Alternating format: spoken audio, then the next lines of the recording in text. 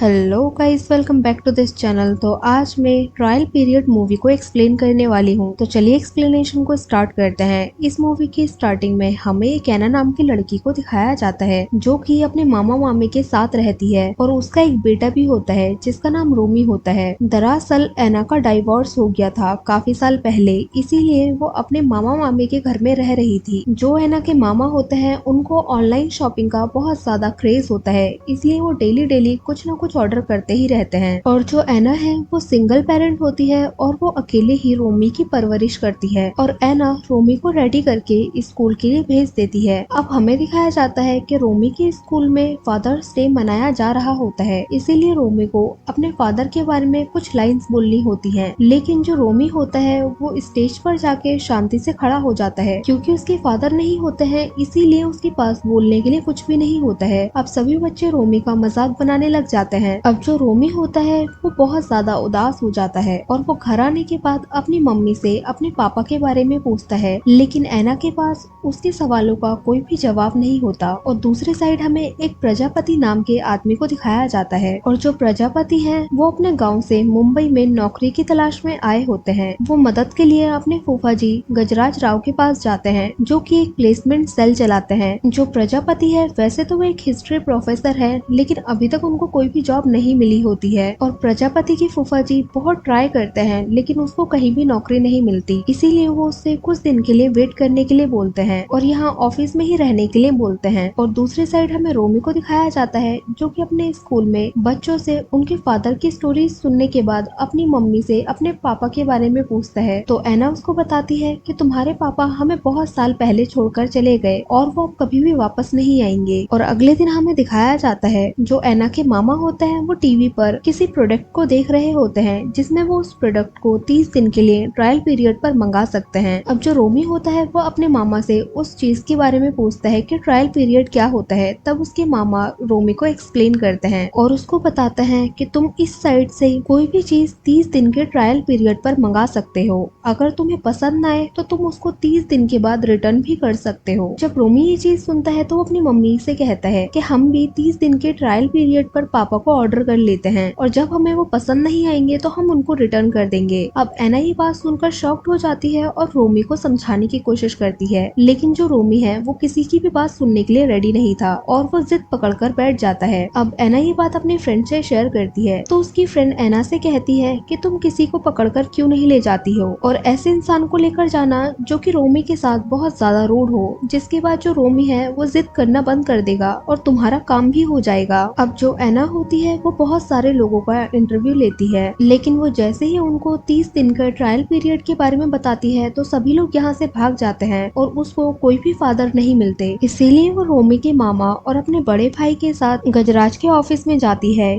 यहाँ पर जो उसका भाई होता है वो गजराज का बहुत अच्छा फ्रेंड होता है। अब वो उससे बात करते हुए कहता है कि हमें 30 दिन के ट्रायल पीरियड पर एक फादर चाहिए जो कि बहुत ही ज्यादा खड़ूस हो। अब जो गजराज होता है वो उनकी बात समझ रहा होता है, इसीलिए वो प्रजापति से बात करता है और वो उससे कहता है कि वो तुम्हें इसके लिए पैसे भी देंगे और रहने की जगह भी देंगे। लेकिन जो प्रजापति होता है पहले तो वो इस चीज के लिए मना कर रहा होता है, लेकिन बाद में जो गजराज है वो इसको इमोशनल कर देता है और कुछ ऐसी बातें बोलता है जिसके बाद प्रजापति इस चीज के लिए मान जाता है। और अगले दिन जो प्रजापति होता है वो एना के घर पहुंच जाता है। अब जो एना होती है वो प्रजापति से कह रही होती है कि तुम्हें रोमी के साथ ऐसे बिहेव करना है कि वो पापा नाम के शब्द से भी दूर भागे और तुम्हें उसके साथ बहुत ही ज्यादा रूड रहना है। अब जो रोमी होता है वो स्टार्टिंग में तो ऐसा ही करने की कोशिश करता है, लेकिन कुछ दिन बीत जाने के बाद जो प्रजापति और रोमी है उन दोनों का रिलेशन बहुत ज्यादा अच्छा हो जाता है और ये दोनों एक दूसरे के साथ काफी ज्यादा घुल मिल जाते हैं। और ऐसे ही जो प्रजापति है उसको भी एना से प्यार होने लग जाता है। अब एक दिन जो एना के पेरेंट्स हैं वो उसके घर आते हैं तो यहाँ पर बस प्रजापति ही होता है। अब अनजान इंसान को घर में देखने के बाद उसके पेरेंट्स बहुत ज्यादा गुस्सा हो जाते हैं और वो एना के ऊपर काफी ज्यादा गुस्सा कर रहे होते हैं कि वो ऐसे किसी को भी रोमी का टेम्पररी फादर कैसे बना सकती है। अब यहाँ पर हमें दिखाया जाता है जो एना के फादर होते हैं वो प्रजापति से बात कर रहे होते हैं और वो उससे कहते हैं कि तुमने कभी सोचा है कि 30 दिन का ट्रायल पीरियड खत्म होने के बाद जब तुम यहाँ से चले जाओगे तो रोमी के ऊपर क्या बीतेगी और उसको क्या फील होगा। अब जो प्रजापति होता है वो ये बात सुनकर काफी इमोशनल हो जाता है। अब ऐसे ही देखते 30 दिन भी कंप्लीट होने वाले होते हैं और दिवाली का दिन होता है, लेकिन जो प्रजापति होता है उसको ऐना के लिए कुछ फील होने लग जाता है। इसीलिए वो ऐना को साइड लेकर जाता है और इमोशनल होकर उसको अपने प्यार का इजहार कर देता है। लेकिन ऐना जो होती है वो काफी ज्यादा कंफ्यूज होती है। भले ही वो भी प्रजापति को प्यार करने लग गई थी, लेकिन वो यहाँ पर कोई भी जवाब नहीं देती, क्योंकि शायद वो अपने पहले रिलेशन के टूटने की वजह से बहुत ज्यादा डरी हुई होती है। अब जो प्रजापति होता है वो यहाँ से चले जाता है और अगले दिन 30 दिन के ट्रायल पीरियड के हिसाब से वो यहाँ पर डॉक्यूमेंट्स रखकर अपने घर चले जाता है। अब प्रजापति के जाने के बाद जो ऐना है वो उसको बहुत सारे कॉल करती है, लेकिन प्रजापति कोई भी रिस्पॉन्स नहीं देता। इसीलिए ऐना को बहुत ज्यादा बुरा लगता है और वो अपने भैया के पास जाकर बहुत ज्यादा रोने लग जाती है और उनको बताती है कि प्रजापति ने उसको प्रपोज किया था, लेकिन वो उसका रिप्लाई सुनने के लिए रुका नहीं और चले गया और अब वो कॉल भी रिसीव नहीं कर रहा है। इसके बाद हमें प्रजापति को दिखाया जाता है जिसको कि प्रोफेसर की जॉब मिल गई थी, लेकिन फिर भी वो ऐना और रोमी को बहुत ज्यादा मिस कर रहा होता है। इसके बाद हमें रोमी के स्कूल का एक फंक्शन दिखाया जाता है जिसमें रोमी परफॉर्म करने वाला था और वो स्टेज पर खड़ा होकर